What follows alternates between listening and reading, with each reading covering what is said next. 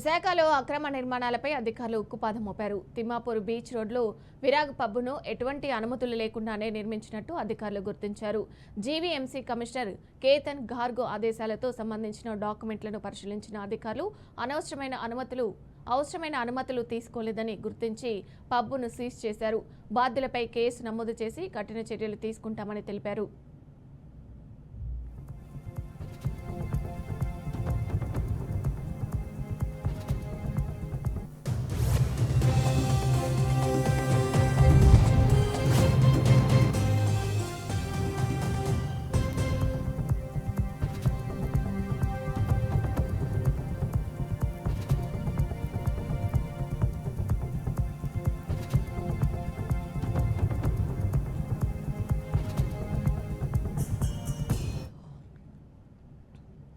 నల్గొండ జిల్లా చెండూరు మండలంలో త్రుటిలో పెను ప్రమాదం తప్పింది. తుమ్మలపల్లి గ్రామంలో రోడ్డు పనుల కోసం కంకర్తో వెళ్తున్న ఓ టిప్పర్ లారీని విద్యుత్ తీగలు తగలడంతో మంటలు చెలరేగాయి. ఇక ఈ ఘటనలో లారీ వెనుక భాగం పూర్తిగా దగ్ధం కాగా కరెంటు షాక్ తగిలి డ్రైవరు అపస్మారక స్థితికి చేరుకున్నాడు.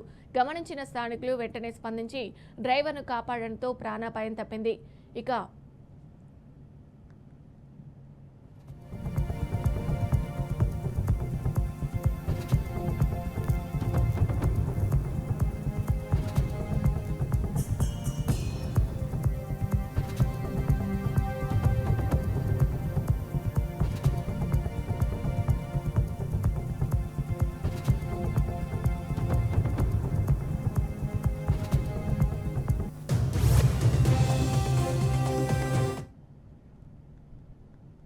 పశ్చిమాసియాలో కొనసాగుతున్న ఉద్రిక్తత పరిస్థితుల ప్రభావం ప్రపంచ ఆర్థిక వ్యవస్థపై తీవ్రంగా పడింది.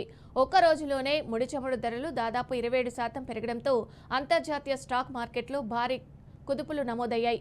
ఇక అంతర్జాతీయ మార్కెట్లో బ్రెంట్ క్రూడ్ ఆయిల్ ధర బ్యారెల్కు $100 మార్కును దాటి $101.19 చేరుకోగా కొద్దిసేపటికే $115 వరకు జంప్ అయింది. గత వారం ధరతో పోలిస్తే ఇది దాదాపు 20% ఎక్కువైంది.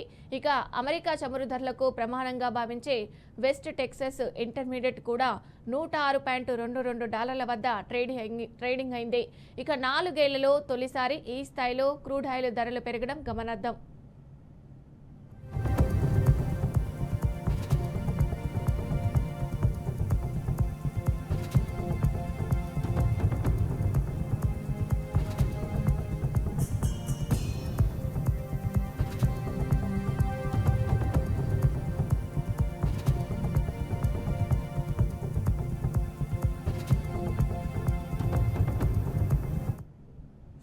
ఈ పెరుగుదలతో ప్రపంచ స్టాక్ మార్కెట్లు భారీగా పతనమయ్యాయి. జపాన్లోని నిక్కీ సూచీ సుమారు 7% పడిపోగా డవ్ ఫ్యూచర్స్ 1000 పాయింట్లకు పైగా క్షీణించింది. South Korea, Taiwan, Australia, China stock మార్కెట్లు కూడా తీవ్ర నష్టాలను చవిచూశాయి. సౌత్ కొరియాలో అయితే భారీ పతనాల నేపథ్యంలో ట్రేడింగ్ను తాత్కాలికంగా నిలిపివేశారు. ఇక భారత్ స్టాక్ మార్కెట్లపై కూడా ఈ ప్రభావం పడే అవకాశం ఉందని నిపుణులు అంచనా వేస్తున్నారు. అయితే క్రూడ్ ఆయిల్ ధరల పెరుగుదల తాత్కాలికమేనని, ఇరాన్ అణుముప్పు సమస్య పరిష్కారమైతే ధరలు మళ్లీ తగ్గే అవకాశం ఉందని అమెరికా అధ్యక్షుడు ట్రంప్ వ్యాఖ్యానించారు.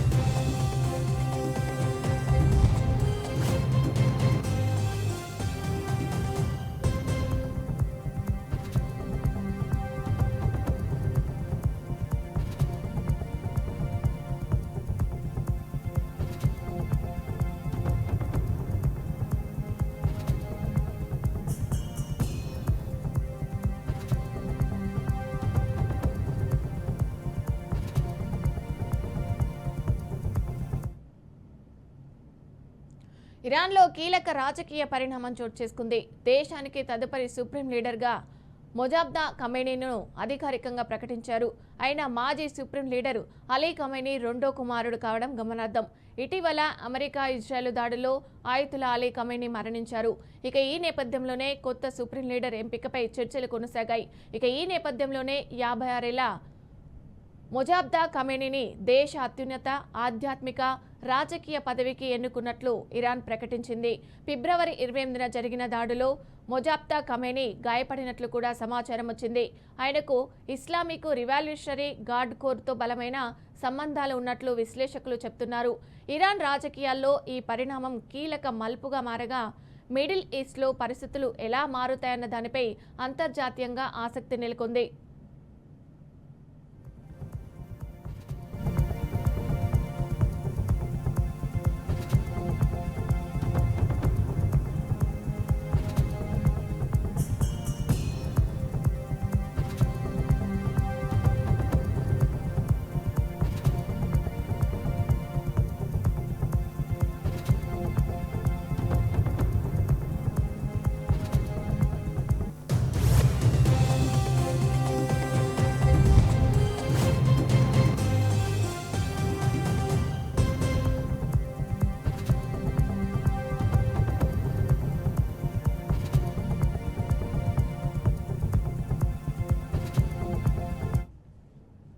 ఇరాన్లో కీలక రాజకీయ పరిణామం చోటు చేసుకుంది. దేశానికి తదుపరి సుప్రీం లీడర్గా మొజాబ్దా ఖమేనీను అధికారికంగా ప్రకటించారు. ఆయన మాజీ సుప్రీం లీడర్ అలీ ఖమేనీ రెండో కుమారుడు కావడం గమనార్థం. ఇటీవల అమెరికా ఇజ్రాయెల్ దాడిలో ఆయతుల్లా అలీ ఖమేనీ మరణించారు. ఇక ఈ నేపథ్యంలోనే కొత్త సుప్రీం లీడర్ ఎంపికపై చర్చలు కొనసాగాయి. ఇక ఈ నేపథ్యంలోనే 56 ఏళ్ల మొజాబ్దా ఖమేనీని దేశ అత్యున్నత ఆధ్యాత్మిక రాజకీయ పదవికి ఎన్నుకున్నట్లు ఇరాన్ ప్రకటించింది. ఫిబ్రవరి 28న జరిగిన దాడిలో మొజాబ్దా ఖమేనీ గాయపడినట్లు కూడా సమాచారం వచ్చింది.